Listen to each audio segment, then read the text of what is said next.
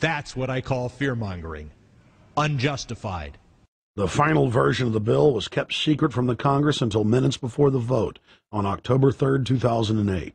The Federal Reserve had promised total transparency, that every dime would be accounted for. To Democrats and Republicans who've opposed this plan, I say, step up to the plate. Let's do what's right for the country at this time, because the time to act is now.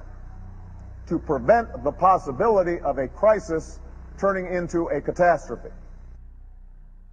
After its passage, the public learned with horror that the bill was really a financial coup d'etat by Wall Street. The bill didn't just give $700 billion to the banks. It was a blank check. And as of February 2009, $9.7 trillion has disappeared into a black hole. Within 24 hours of its passage, Secretary of Treasury Henry Paulson said they were no longer going to use the money to unfreeze the mortgage market by buying bad debt. We went to Congress. Illiquid assets look like the way to go. As the situation worsened, the facts change. I will never apologize for changing an approach or strategy when the facts change. Paulson has, in the meantime, admitted that the subprime mortgage crisis is not the cause, really, of the breakdown of the entire world banking system and the bankruptcy of most of the banks in London and in Wall Street. He said, oh, we're going to buy up toxic assets, but we're not going to worry about subprime mortgages. What he's talking about is derivatives. Derivatives are the center of the crisis. He went on to say that where the money was going was a secret. I believe that banking institutions are more dangerous to our liberties than standing armies. If the American people ever allow private banks to control the issuance of their currency, first by inflation, then by deflation, the banks and corporations that will grow up around the banks will deprive the people of all property until their children wake up homeless on the continent their fathers conquered. The issuing power should be taken from the banks and restored to the people, to whom it properly belongs. Thomas Jefferson, 3rd President of the United States. Secretary Paulson came in with the Vice President and Fed Chairman Bernanke and made all these assurances that there was absolutely a critical, immediate need to get rid of the corrosive derivative products, all the different names for this, ubiquitous, sub-S, retraded credit default swap, blah, blah, blah, blah, okay? But they talked about them as though they knew what the hell they were. You got the money and you immediately said, what items, what auction? Now, the Treasury just basically cut that out of the bill. And what we have here is a situation where banks are hoarding the money that they're getting from the TARP. They're using the money to purchase other banks. And all of a sudden, the Treasury sent a signal to the banks, forget about it.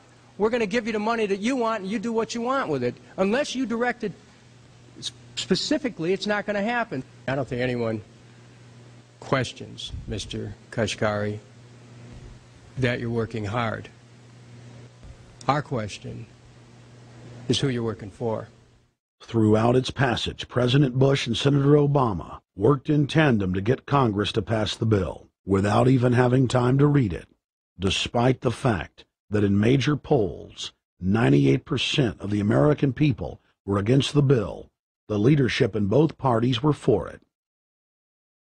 And I really want to commend Barack Obama, because as we were involved in the this and that and different provisions of the bill to persuade people, he really gave them confidence that this was the right decision for the American people, even though it wasn't, in our view, a great bill for them to vote on. I want to take a particular moment to also thank an individual who's not here, and that is Barack Obama, who made numerous calls not only to all of us, but to members of our caucus, and helped us gather the votes on the Democratic side to pass this legislation. Bank heads then bragged to the press that they were hoarding the bailout money and using it to buy up smaller, healthy banks and insurance companies. Their plan was working like a charm. Next, the central bankers loaned the federal government back $787 billion of our own money at interest for President Obama's so-called stimulus package.